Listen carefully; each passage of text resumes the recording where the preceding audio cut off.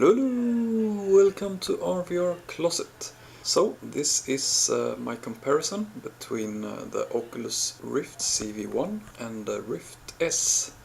There are quite a few differences between those headsets, and maybe the most apparent is the Lenovo partnership with the Halo strap on the Rift S compared to the CV1's strap.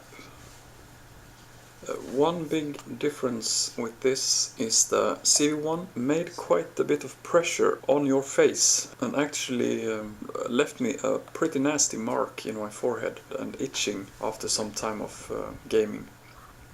The Rift S, even though it's a bit heavier, is a lot more comfortable to wear with this Halo, but really different.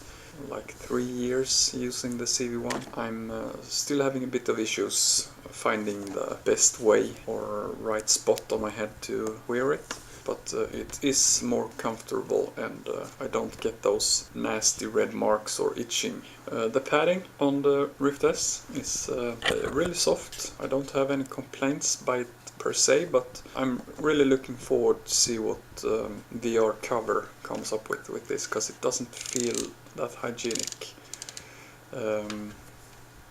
The stock foam on the CV1 wasn't good at all, and the VR cover was really welcome on the CV1, so I'm hoping they will come out with something for the Rift S as well, even if it's not as urgent with the Rift S as it actually was with the CV1.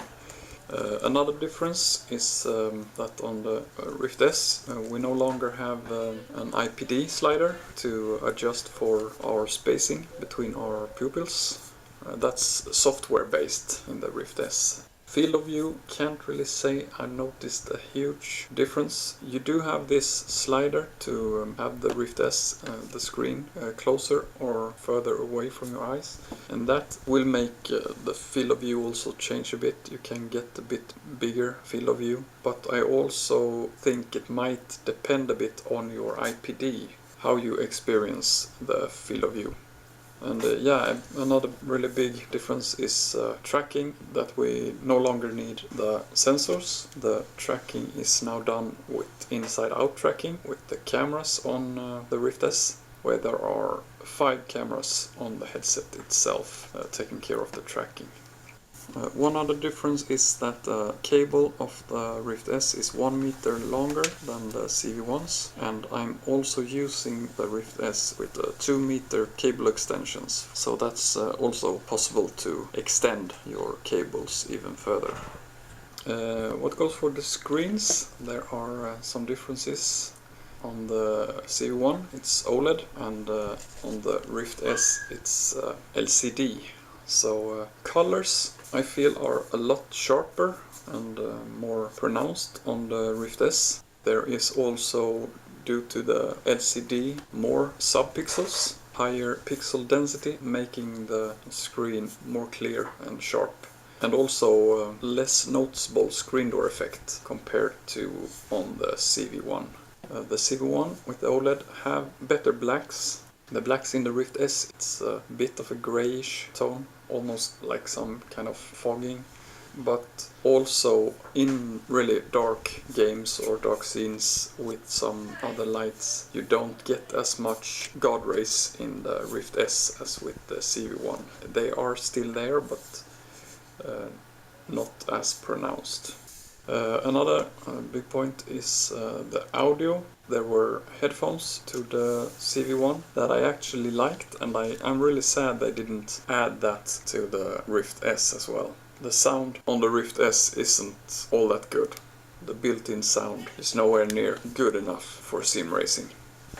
You do have a 3.5 phone jack to the Rift S, and what I'm using right now is a couple of sports earbuds. And yeah, this works, but I really hope they will come out with a headphone accessory for the Rift S in the future, because I'm not a big fan of earbuds. Yeah, so here you can see a bit more of the controllers, the differences. The space up on the controller is bigger on the CV1 controllers than the Rift S. They have made them smaller, and I liked the CV1s more than the Rift S controllers. They feels more balanced. They are heavier, not much, but a bit heavier, but they are more balanced and feels more right in the hands. I constantly take the Rift S controllers wrong with the rings downwards, because it feels more natural. They want to turn down because they are more heavy that way. So they feel awkward to pick up, and also I'm picking up the right controller to my left hand and vice versa, and they feel weird picking up. And also I really liked the thumb rest on the CV1 controllers that isn't there on the Rift S controllers, so I missed that part. Otherwise they are a bit grippier, the Rift S, because this rubber coating on them, that feels actually nice. I like that part. Yeah, otherwise I like the feel of the CV1s better, how they lay in the hand. One other thing that's better with the Rift S is the battery hatch that is held in place with the small magnet, and on the CV1s they were actually really hard to open, a lot easier to open and change batteries on the Rift S. The straps are also a bit different.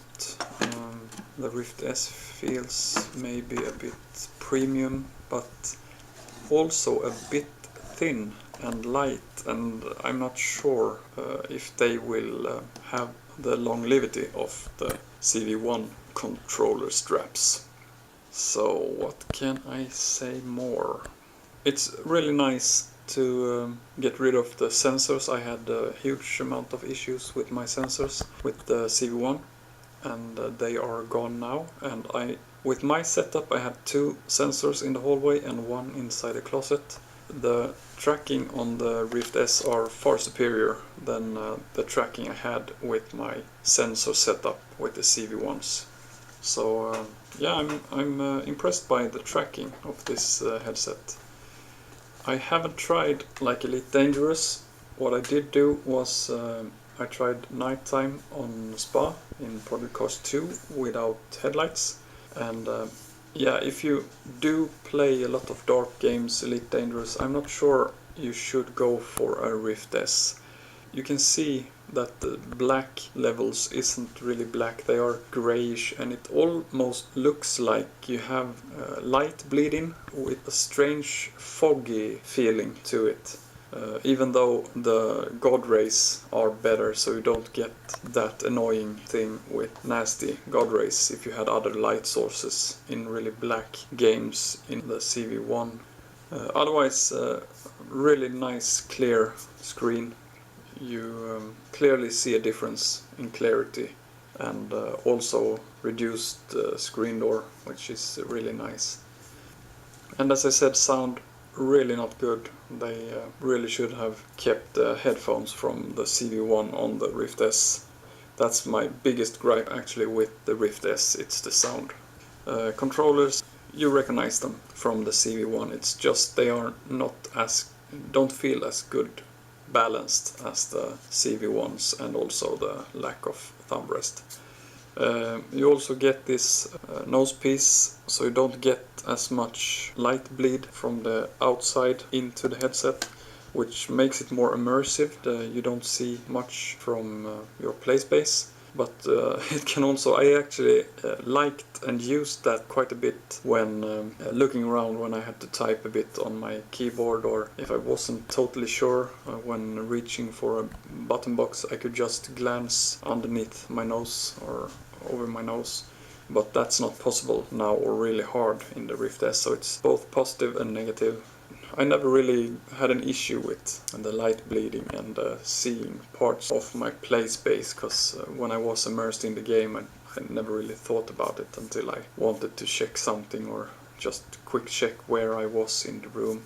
The good thing with the Rift S and the cameras is that you have this pass-through system. You can double press home button and you will see like a black and white mirroring from the camera. It's not really possible to make out like what it says on a keyboard or so though, and it will also pause the game, so not as usable as looking through your nose or down your nose in the CV1, but setting things up or looking for controllers, or if someone talking to you or you have to check something, it's really good. It's a really good feature. But yeah, I think I've gone over the biggest parts of this comparison between the Rift S and the CV1. Hope I didn't forget something, and I will come up with I will do a review at some point if I find more, get more thoughts, and also maybe if there comes out headphone add-ons or something that I can add, or other stuff that I come up with over time. I will add that in a full review of only the Rift S. So, but yeah, hope you liked the video. If you did, please like and subscribe, and I see you in the next one. Take care. Bye bye.